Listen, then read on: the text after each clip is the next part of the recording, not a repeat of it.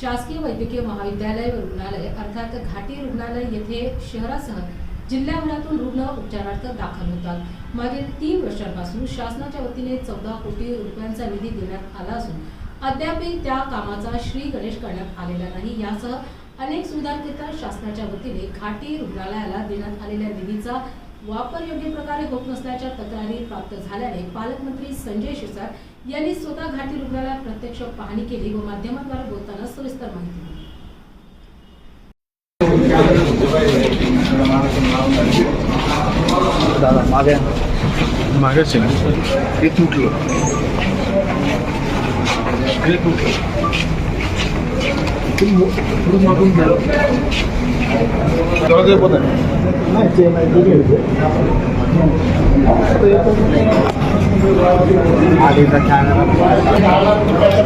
आम्ही त्यांच्याकडूनच करतो हे असं हे डॉक्टरचा रूट केला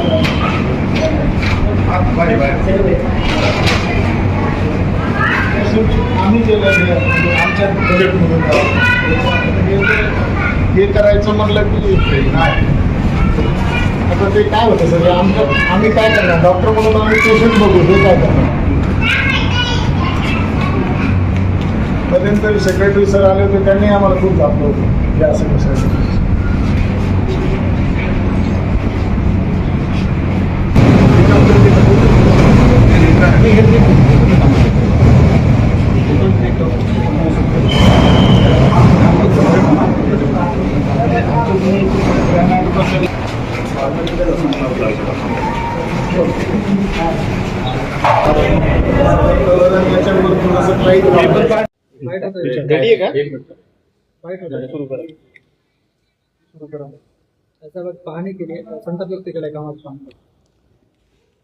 घाटी रुग्णालय हे मराठवाड्याचं एक केंद्र आहे, ज्या ठिकाणी अनेक जिल्ह्यातून पेशंट येतात, खानदेशमधून येतात, पार नागपूरपासून सर्व पेशंट इथे येत असतात।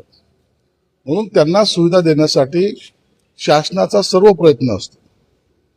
गेल्या वर्षी मी स्वतःच डीपीसी मधून त्यांना जवळपास 55 ते 60 कोटी रुपये दिले, ते यासाठी की त्या सगळ्या सुविधा ह्या गोरगरीब जनतेला, इथं येणारा पेशंट हा इतका गरीब असतो की त्याला त्याचं खायला सुद्धा नसतं, अशांसाठी हे आपण सर्व सुविधा देत असतो। परंतु ज्या तक्रारी प्राप्त झाल्या त्या तक्रारी एवढ्या गंभीर स्वरूपाच्या आहेत। आता आम्ही एक 14 कोटीचं काम दिलंय, त्या कामाची तुम्ही अवस्था तुम्ही पाहिले स्वतः।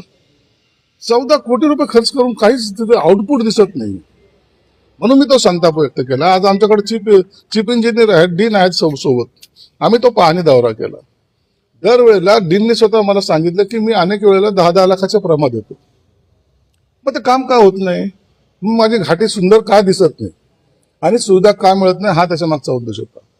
म्हणून आताच मी चीफ इंजिनियर साहेबांना सुद्धा सांगितलंय, तातडीने जो कोणी असेल त्याच्यावर तुम्ही कारवाई केली पाहिजे। एकही शासनाचा विलंब न लावता त्याच्यावर कारवाई करा, काय तुम्हाला गुन्हे दाखल करायचे ते करा। आता येणाऱ्या डीपीसी मध्ये सुद्धा याच्यावर मी अत्यंत गांभीर्यपूर्वक चर्चा सुद्धा करणार आहे आणि कॅबिनेटमध्ये मुख्यमंत्र्याकडे सुद्धा हा विषय काढणार आहे। अशा प्रकारे घाटीसाठी आपण जो काही योगदान देतात त्याचा जर गैरफायदा कोणी उचलत असेल तर त्यांच्यावर कडक कारवाई करण्याची विनंती मी माननीय मुख्यमंत्र्यांना सुद्धा करणार आहे।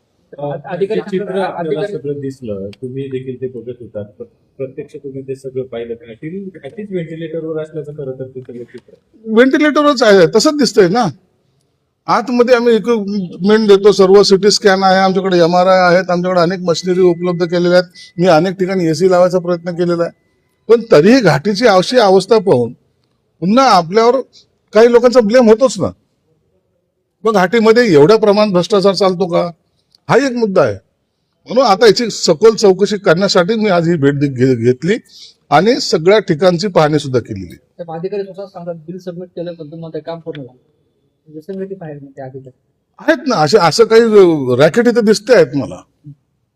त्या 10-10 लाखाच्या प्रमा अनेक प्रमा दिलेल्या आहेत। आता हे 14 कोटीचं काम जवळपास 3 वर्षापासून दिलेलं आहे।